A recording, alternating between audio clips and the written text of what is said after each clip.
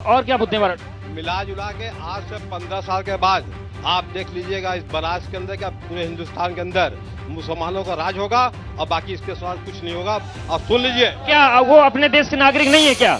जिस नहीं, ये क्या आपत्ति है? क्या मुस्लिम कम्युनिटी के जो लोग हैं हमारे अपने लोग नहीं क्या वो? जिस तरह जो संख्या बढ़ रही है इस पर नियंत्रण होना चाहिए। जनसंख्या पर ये बोलिए ना कि जनसंख्या नीति चाहिए, आप हिंदू मुसलमान कहा करने लगे? एक मुसलमान 4-4 शादियां करते जो 15 बच्चे होते हैं हमारे यहाँ। आप ठीक है, चलिए बोलिए। इन्होंने ये कहा है कि मुसलमानों की यहाँ सरकार आ जाएगी। इन भाजपा की पुरानी आदत है, जब ये हारने लगते हैं ये मुद्दे से भटक जाते हैं। क्या मुसलमान इस देश का नागरिक नहीं है? क्या मुसलमान इस देश में आजादी के लिए नहीं लड़ा था? क्या मुसलमानों के जो बाप दादा नहीं लड़े थे?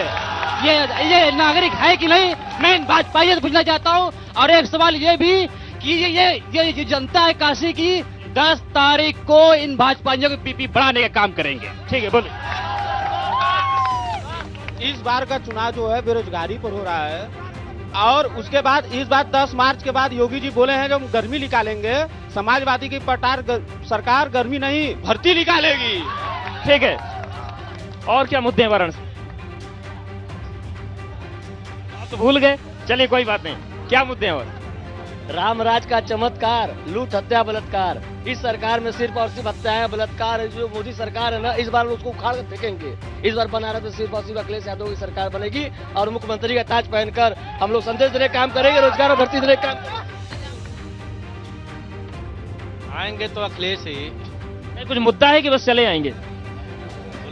देखिए, सबसे पहले बेरोजगारी बहुत इस सरकार में बढ़ी है। दूसरा नंबर है शिक्षा इतना बेहाल हो गया इस सरकार में कि कभी किसी और सरकार में नहीं हुआ था। आ रही है ना, कुछ आ रहा है, बस सिर्फ हिंदू मुसलमान हो रहा है। भी भर्ती आनी चाहिए, बेरोजगारी दूर होनी चाहिए। ठीक है, कुछ और मुद्दे जान लेते हैं। ये बताइए कि और क्या मुद्दे हैं आप? पहला मुद्दा कि हम लोग 3 साल से आर्मी भर्ती नहीं आए यूपी में। अखिलेश सरकार में साल भर में 2-2 बार यूपी में भर्ती आती थी, क्लियर होती थी। इस सरकार में एक भी भर्ती नहीं है 3 साल से, न क्लियर हुई। लड़के दौड़ते दौड़ते बेरोजगार देगा। राम मंदिर हम लोग को बेरोजगार देगा। 80 घाटों की मरम्मत हो रही है, क्या हम लोग को बेरोजगार देगा? कि यहाँ से हमें खाने के लिए मिलेगा? क्या स्टॉल लगा ले, हम स्टॉल लगा ले तब हम लोग को मिलेगा। ठीक है, दादा कुछ कहना चाह रहे हैं जी। करने से रोजगार नहीं मिलता है, पढ़ने से रोजगार मिलता है। और पढ़ोगे तो रोजगार पाओगे। कौन गुंडागर्दी कर? सेंट्रल आर्मी सेंट्रल गवर्नमेंट की है और सेंट्रल नहीं। पढ़े होते तो रोजगार जरूर मिलता है, पढ़े लोगों को रोजगार मिलता है, पहली बात।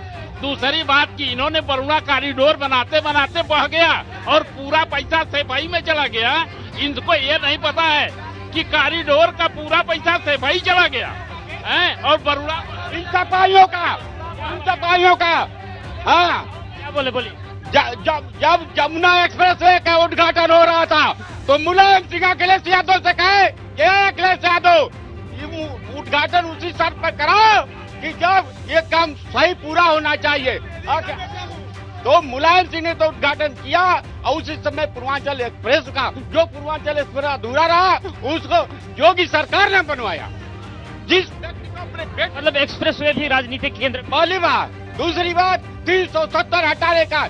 4 साल मायावती रही, 4 साल मुलायम रहे मुख्यमंत्री। इन्होंने कहा तो सोए थे। मतलब नहीं है, देश के विकास से इनसे कोई मतलब नहीं है। इन्हें जो है मंच पर गुंडाई करनी है। आगे भी ये संसद तक अगर पहुंचते हैं तो गुंडाई इनको करनी है। ठीक है।